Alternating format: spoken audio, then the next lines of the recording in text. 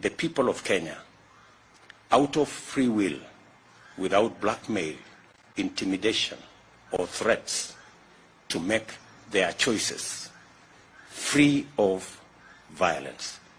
That is our very firm position as a party.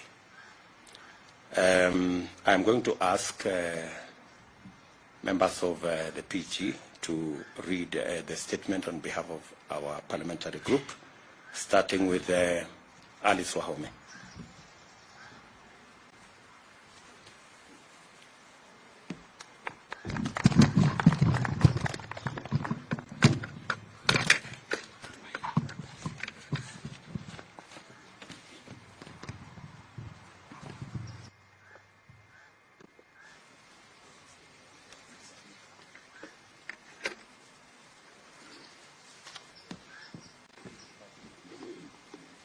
Thank you. Good afternoon. The statement is given today by the PG of the United Democratic Party parliamentary group after its first meeting of 2022. This is our first meeting this year, held here today, the 24th of January, 2022.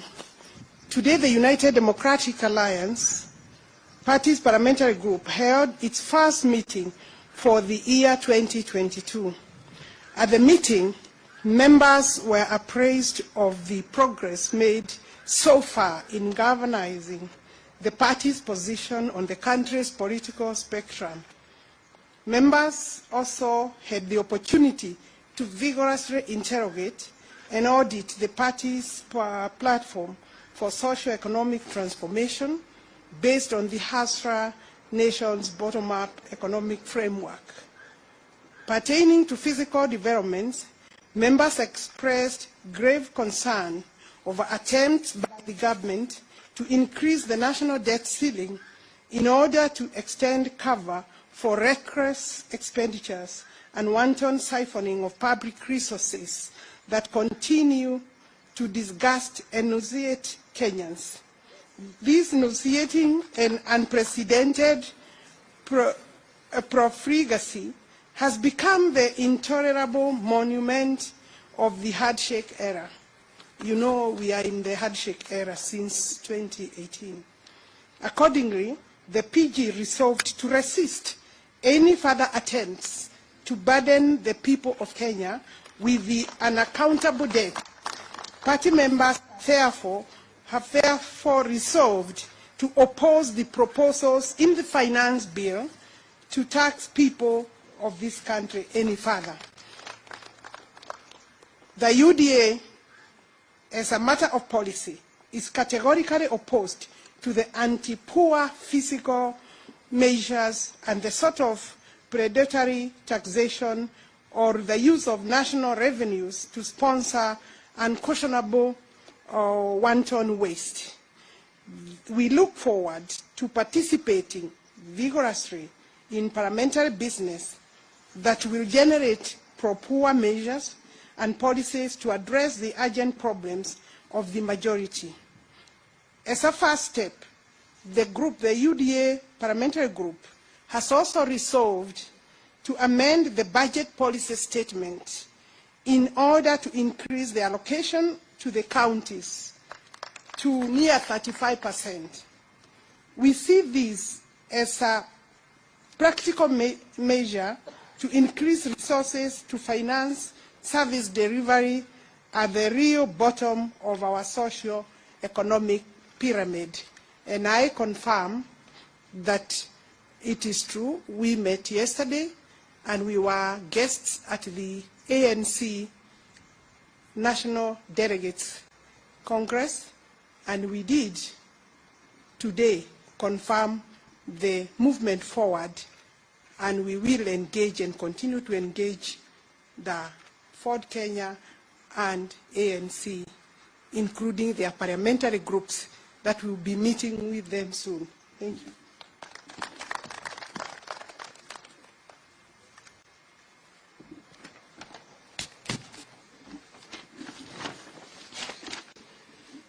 The UDA Parliamentary Group meeting exhaustively deliberated on the following agendas, which are part of the parliamentary calendar in its last few months. 1, the Political Parties Bill, the anticipated Election Laws Amendment Bill, the Huduma Bill, the Finance Bill 2022, the Budget Policy Statement 2022, the National Budget for 2022, the Petroleum Products Amendment Bill, which is coming for the third reading and the final, and the anticipated Regulations of Political Parties Act. Our members will participate robustly and vigilantly to ensure that the legislative output is pro-hustler, pro-the citizens, and conforms with the core principles of the UDA National Socio-Economic Transformation Platform. We are fully cognizant of the ongoing drought affecting various parts of our country, and we must give this matter serious attention because drought occasions tremendous human suffering and inflicts devastating losses to pastoralists, farmers, and all people whose livelihoods depend on the agriculture sector, the livestock and beekeeping value chain system. And we look at this in the light of the supplementary budget and the main budget that will come before this House. And more specifically, our parliamentary group, in looking at the supplementary and the main budget, will allocate resources to agricultural farmers who are now beginning the planting season in order to cushion them and give them subsidy. And I ask government that the resources Parliament will allocate will act as subsidy to our farmers as they begin the planting season. And above all, allocate more resources in the supplementary and the budget for the pastoralists who are affected by the drought. Therefore, the UDA Parliamentary Group resolved to introduce amendments to the budget policy statement, to the supplementary budget, in order to allocate enough and adequate resources to caution Kenyans from the harsh economic conditions, including the impact of drought. As our PG goes forth to engage in Parliament on issues that matter to millions of ordinary Kenyans, the party parliamentary wing will continue to involve Kenyans of all walks of life to participate in defining and redefining our party's agenda. And this involves wananchi from all levels are invited, and from all wards to all our counties, to join us and contribute to consultations that will discuss the economy of our country, how to revamp the economy under our leadership, that will be conducted in all the 47 counties, that will be led by our economic team, working with our Secretary General at the party level. And this is what will produce the party's campaign manifesto at all levels, so that each and every Kenyan in every part of our country will have a role to participate in the development of the UDA manifesto. The UDA is committed in conducting its political activity in a peaceful, inclusive, respectful manner that optimizes democratic engagement and produces a cohesive national conversation. We therefore strongly deplore any form of inciting, divisive or discriminative activities during the campaign period or at any other time. Our communication and broadcast media must be tools of national building, not incitement and the propagation of hate within our society.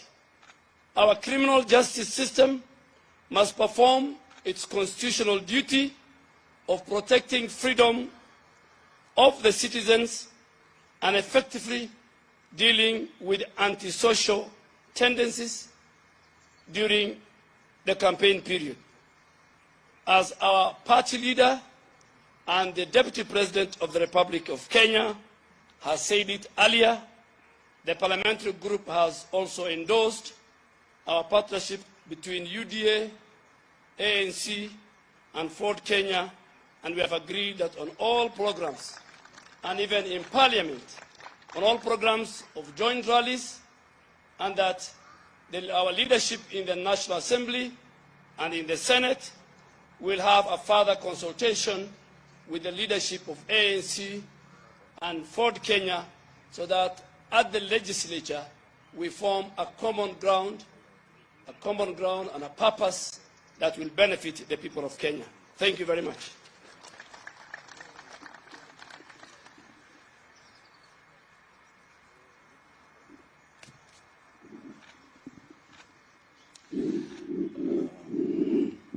Wanahabari,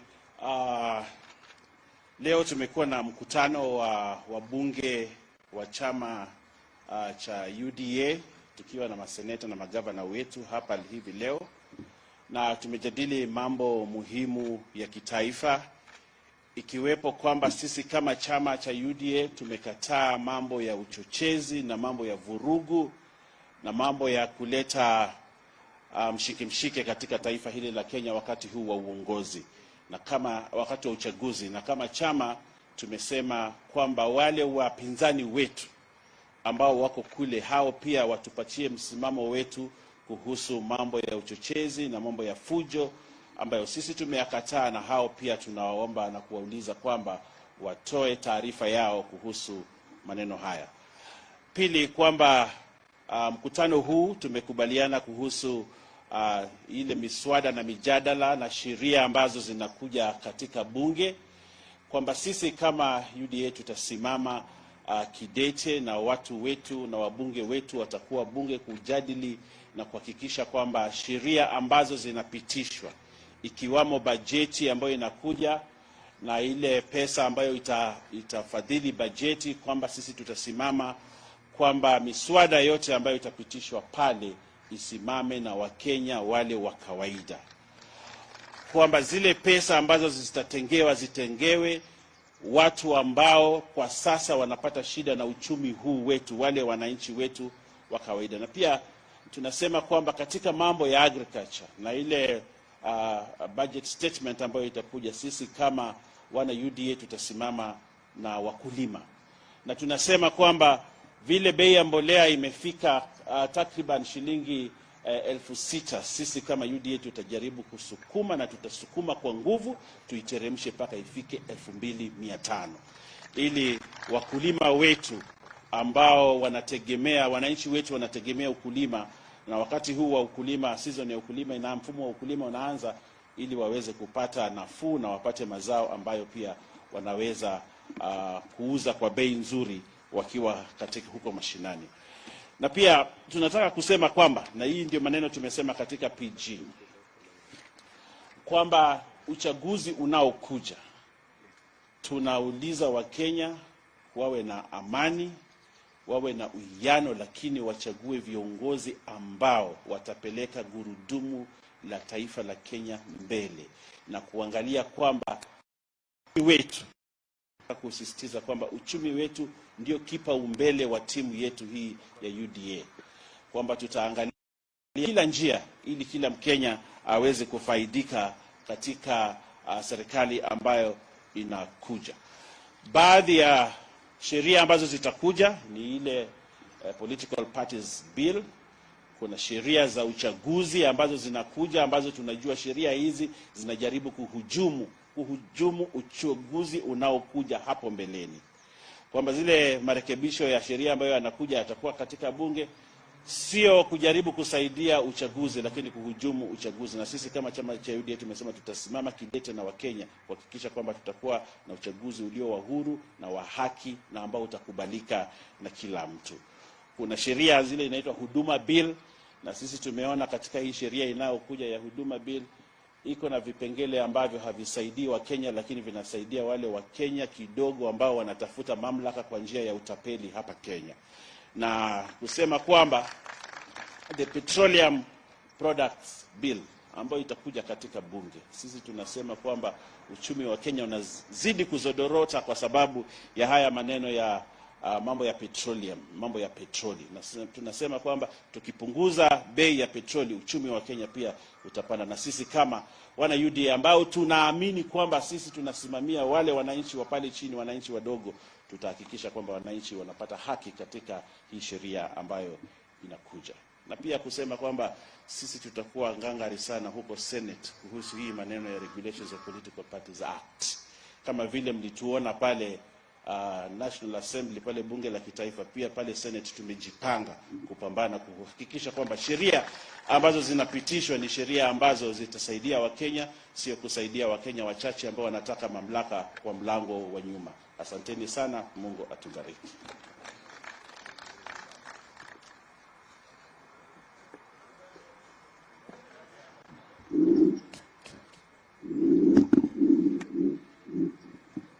As a UDA party, under the leadership of our party leader, Deputy President, we have had a very successful PG meeting, the first of such a kind in year 2022, and we have briefed the parliamentary group on the IEBC timelines as we walk towards the 9th of August 2022, specifically because the IEBC has now gazetted 9th August 2022 as the official date of the elections for all positions, beginning from the presidential level up to the MCA level.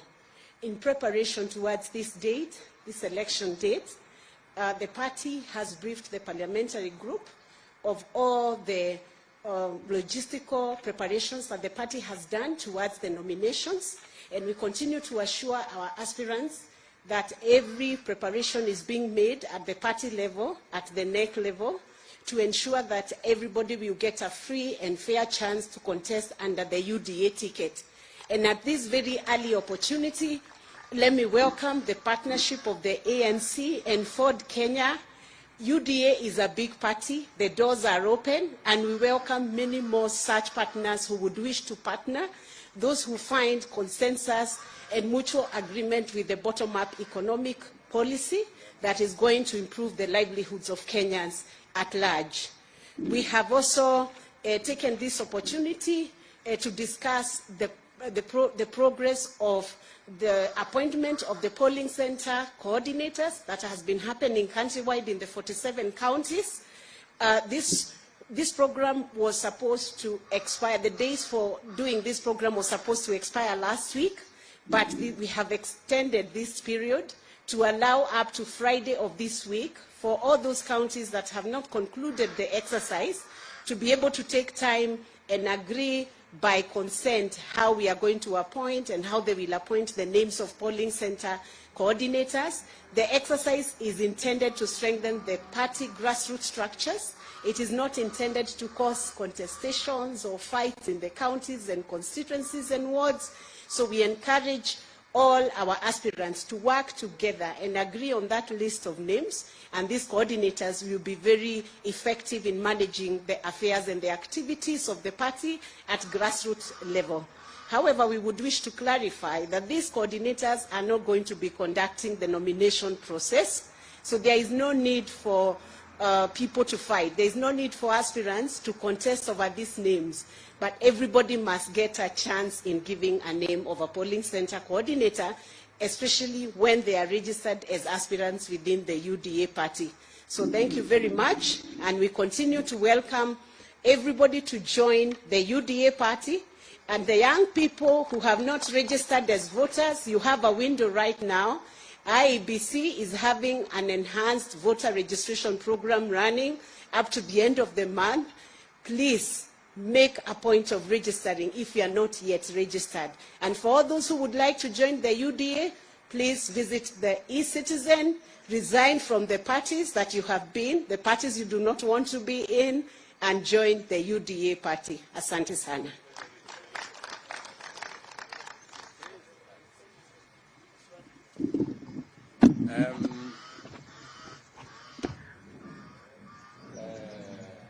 Let me request maybe one or two questions just to clarify on the subject matter that has been discussed in the PG. So, yes, Mr. Muredi or Ramanetonani Jama. Good afternoon, Deputy President. Good afternoon. Three questions. One question at a time. If you would probably provide some of the details of this relationship that you formed with the Amani National Congress and for Kenya, and what numbers are you looking at with regards to parliamentary strength, now that most of the talk that is here is with regards to the strength and pushing the agenda that is Hustler-driven. And some of you from Citizens to remind the emphasis of the first question. The nitty-gritties in the partnership deal with the ANC for Kenya, and then also when it comes down to probably the nominations, how are you going to engage with these two parties?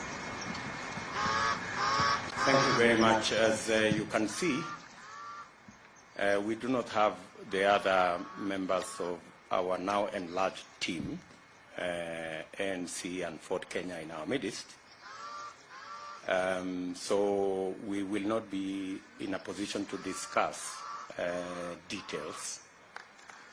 We, however, want to tell you and tell the country that if you followed the statement of our friend Musalia Mudavadi, it was about the country, the status of the country, the status of the economy, matters impunity, matters that touch on democracy, matters to do with debt.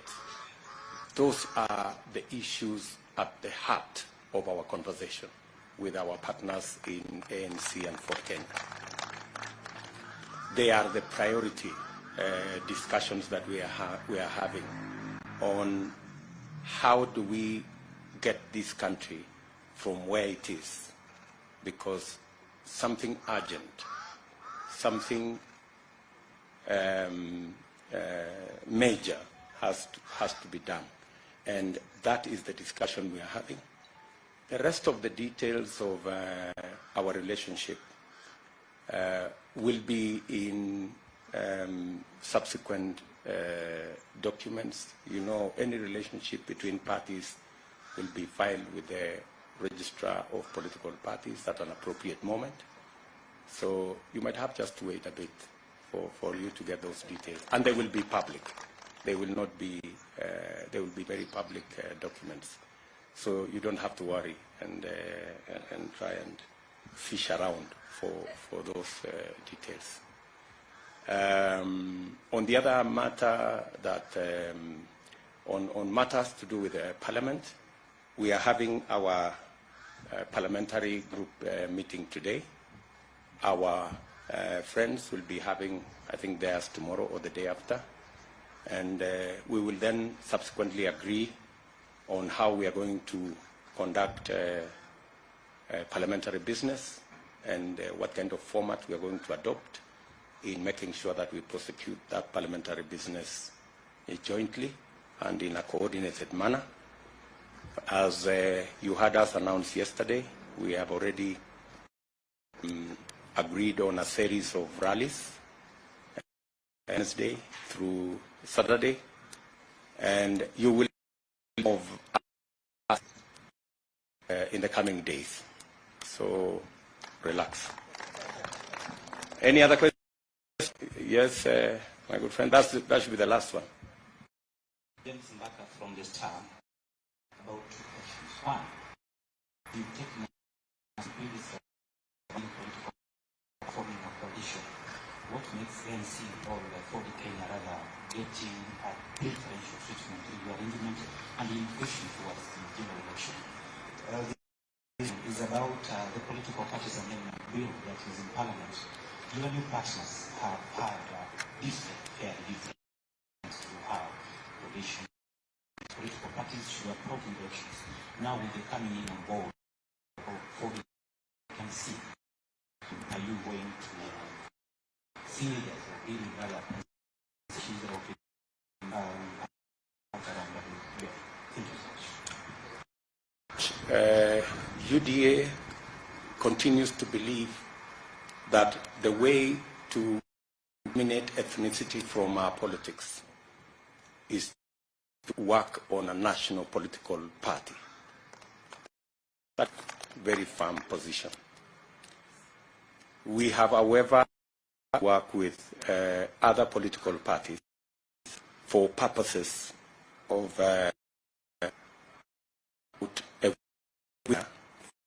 for elections, especially in the face of the onslaught by those who are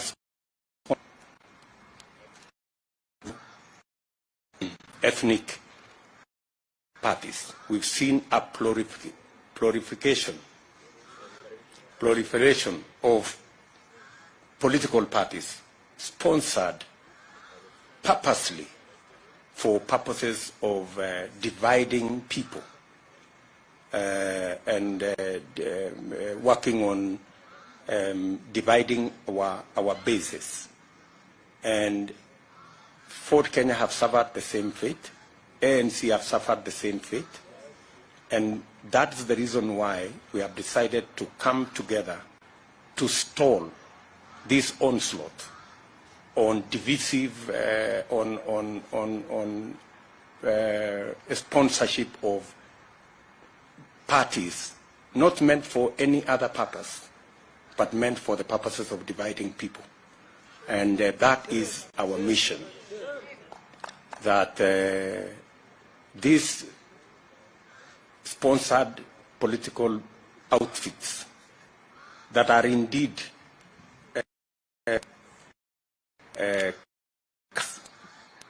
different parties, but they are actually ODM outfits, because our competitors cannot face the electorate because of their bad history. So in certain areas, they camouflage themselves as that party or something called Kuzimia, you know?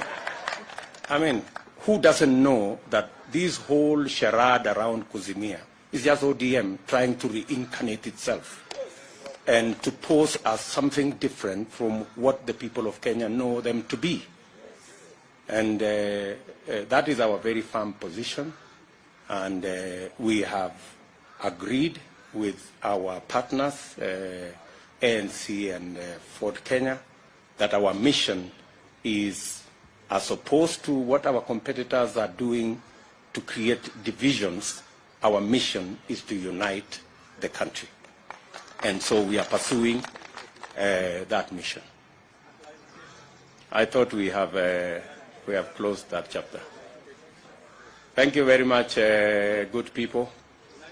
There is always another time.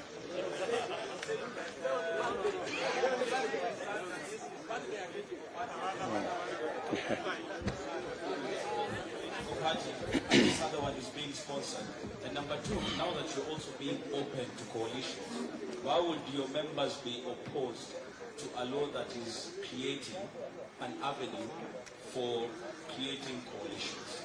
How will you be able to discern now that you're saying ANC is facing the same problem, Ford Kenya is facing the same problem, and all these other political parties are not genuine? My friend, unless you don't live in Kenya, you know, unless you don't live in Kenya. When we say sponsored political parties, I think you know them as much as I do. And you know who the sponsors are. And you know who are being sponsored. And they are even unapologetic You know, they say we are this and this political party, but we support this group because those are their sponsors. These are not parties that have been formed for purposes of winning any election. These are parties that have been formed to camouflage, you know, the ugly past of some parties, so that they look different from who Kenyans know them to be. You know, that's really the whole issue. By the way, our position on the political parties bill is very clear. There are provisions inside there that are unconstitutional, and those are the provisions we are against. The Constitution defines what a political party is. You cannot use the law to redefine what a political party is. The clarity with which the Constitution has on matters to do with the powers of independent institutions. You heard IEBC say yesterday that some of the provisions of the Political Parties Act infringe on the functions, the independent functions of IEBC.